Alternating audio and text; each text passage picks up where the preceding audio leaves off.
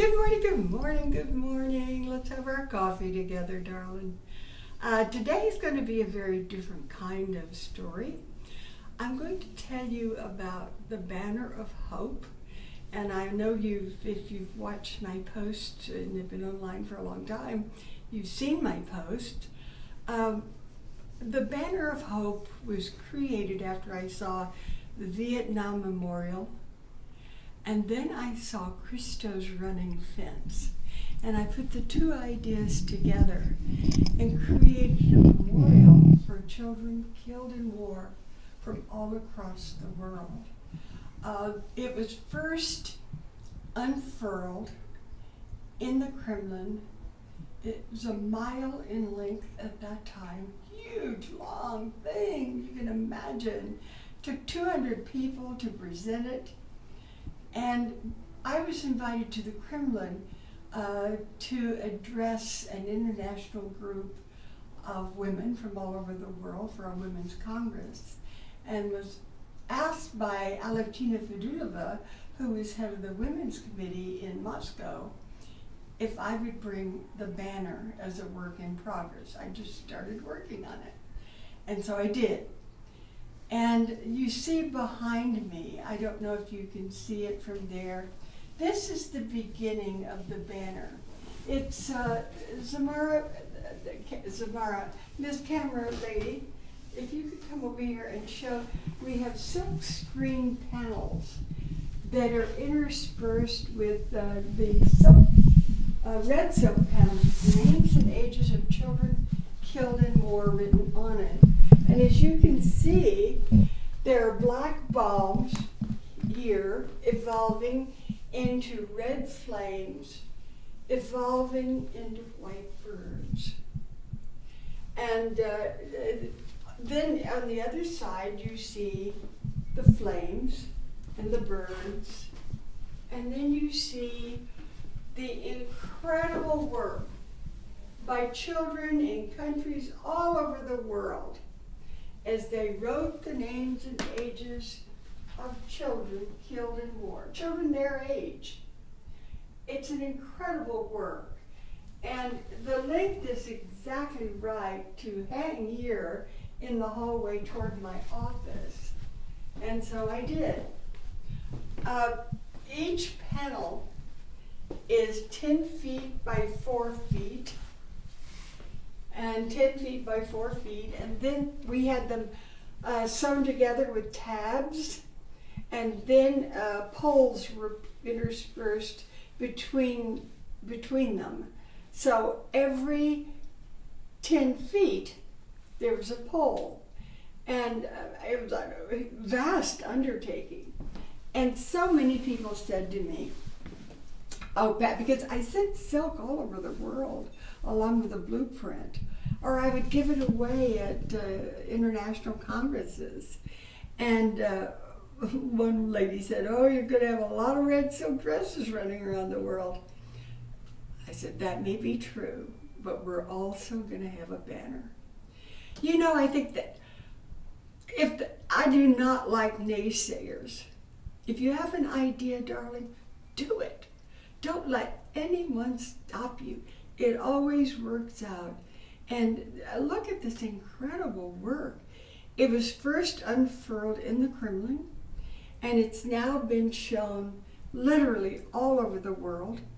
And if you go on YouTube, there's a documentary that was on PBS, and also I think CBS did a documentary just about the banner.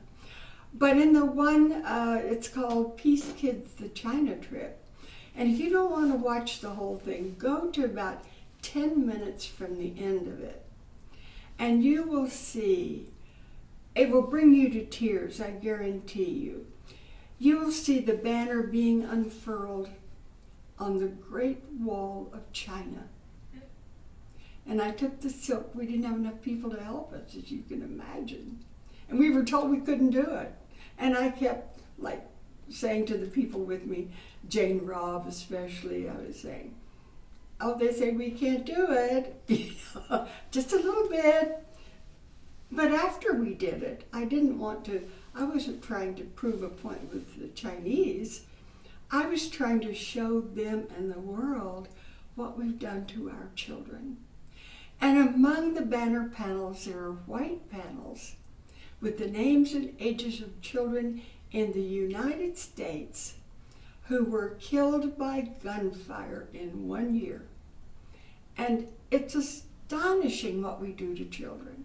We say we love children, and all those people who oppose abortion and then they don't take care of the children afterward. I mean, what's that all about? But if we put as much energy into taking care of children, seeing that they got a good education, and getting rid of the guns, as we do with frivolous things, like what? Name it. Anything that we put so much attention to, makeup, jewelry, the newest car, whatever it may be. And there's nothing wrong with those things, God knows. But if we just took the time to take care of our children, our world would change dramatically. This is, of course, just a very small portion of the Banner of Hope. And I have this bag here. We carried it all over the world, and the bags are falling apart. This says Banner of Hope on it. And inside are other rolls and the poles, the sticks. I'll stand up if I can find a place to put my coffee. So Mark, can you take my cup? Don't show me getting up because it's an ordeal. My knees hurt. There you go. Oh, I made it! I made it. Good. But you can see, and it's very heavy. Samara got it out of storage for me, and my goodness. But you can see the poles that we use. Everything was painted black. They're dowels, really.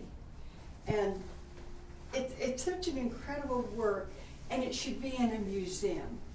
I don't quite know what to do with it, but it's a folk piece too, because as I said, it's put together by children all over the world with adults helping them and writing the names. And they're from everywhere in the world, from every continent, because everyone has their problems, but we need to take care of our children. My God, we need to take care of our children. And a lot of people are doing wonderful things for children. We know that. But a lot more need to be doing it too. Oh, darling, today I am really Preacher Pat. Thank you for going on this journey with me. If I told you even the story of one child whose name is on that banner, it would bring you to tears.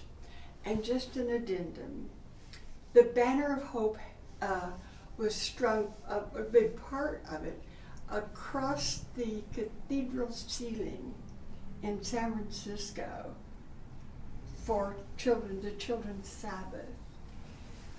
And the minister that day asked everybody in that beautiful cathedral to select one name from that banner and close their eyes and think about the life of that child, the parents, all the relatives, all the friends, and how the ripples go out so far, and how we influence each other, and how important it is to be sure that we are doing whatever we can do to make the world a better place. Okay, that's enough from me. Bye.